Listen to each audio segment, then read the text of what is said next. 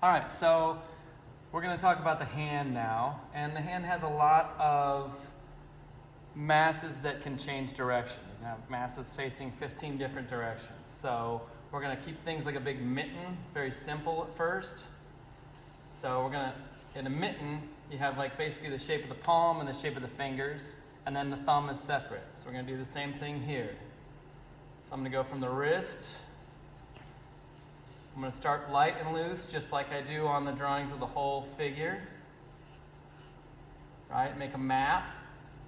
I want to map out where all the fingers go, like a mitten, before I start going from one to the next. If you go from one to the next, it ends up looking like a calamari or something, so don't do that.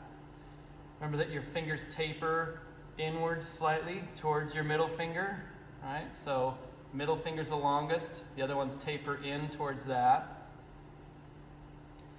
So I just want to look overall for those arcs, like where the ends of the fingers are and where each sets of knuckles are. It's much easier to do that and then to build the fingers into it than to go from one finger to the next. So also, once I have the mitten shape, it's also easier to kind of subdivide this part. That way your fingers come out the right width instead of one being bigger and the next smaller. Right? A lot easier to kind of divide this up this way, like fence posts, 1, 2, 3, 4, than it is to hope they come out if you start with the finger on the left and hope it's the right size by the time you get to the right. So now I'm looking at the arc, so the thumb comes out like this. So on the thumb you can see, remember the back of the hand, more bone, flatter. The palm of the hand is where you have more muscle and fat pads, so curvier.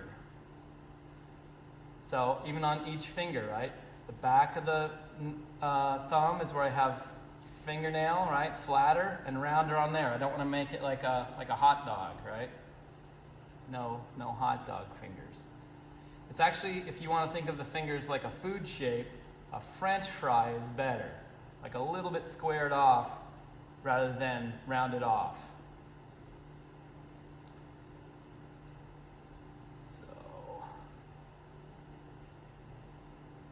that finger tapered in a little bit.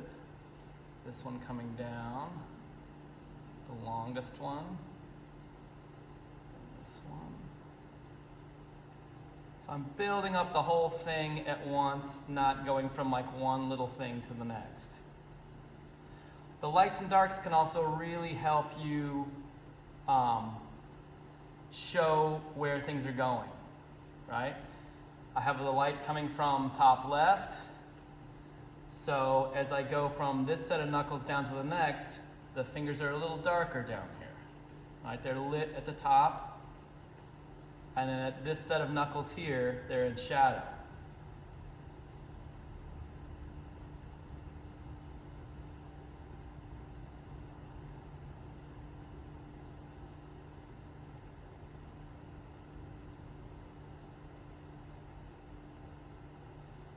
Let's see.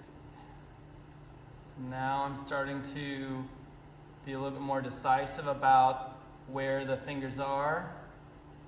Dig in the contour lines a little bit harder. Again, I'm going to go darker where things are darker, right? I also, with the fingernails, I don't want to make it too contrasty, right? I don't want to have like a big dark line around it like that. It's going to make it pop out of the hand a little too much. So her thumb's also mostly in shadow. So again, you really do like two drawings. I'm doing a light one to map it out, and then once I have a map, I'll go darker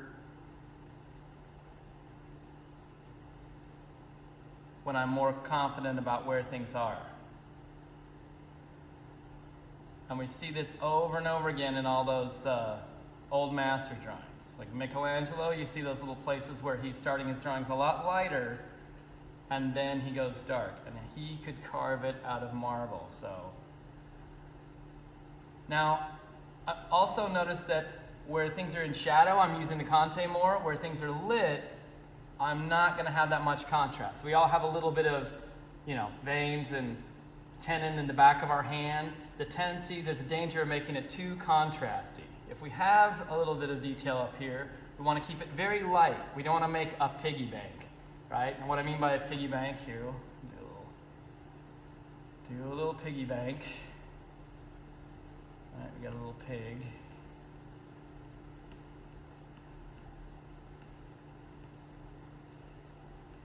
So what I mean by don't make a piggy bank, if we have the light the same direction on the piggy bank, the way that we show it's a piggy bank, he's got a little light and shadow on him, is to put a little place there to put money, right? That's what I mean by I don't want to make a piggy bank. So I don't want to, in other words, dig in with darks where the form is very lit. So no piggy bank. Now I can, where I have darks, I can go dark, right? Like in here, where she's in shadow.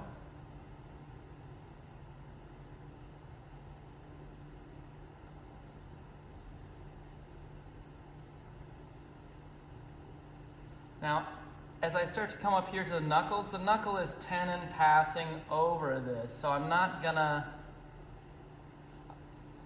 circle the knuckles. That's another thing that happens sometimes, is people will actually kind of circle the knuckles almost like they're brass knuckles, which is another thing that you don't want to do, right? So if we have, right, we don't want to circle the knuckles like this, like they're brass knuckles, right? So no piggy bank or brass knuckles. We just keep sensitive about the values.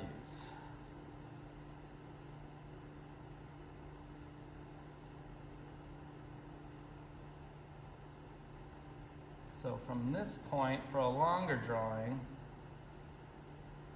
it's really just going to be fixing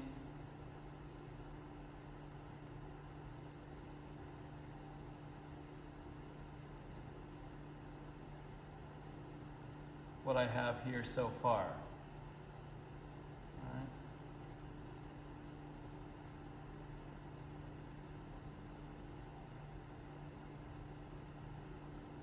So up here at the wrist too, what line's in front of what? The wrist tends to be a little bit in front of the forearm, right? One line in front of another. I'm also starting to get my drawing a little bit dirty. Might stop in a second. Anyway, so this is really, you really build up the hands. You really want to construct it. You don't want to just start copying one finger and moving to the next and hope that it comes out, right? This way you understand the structure better.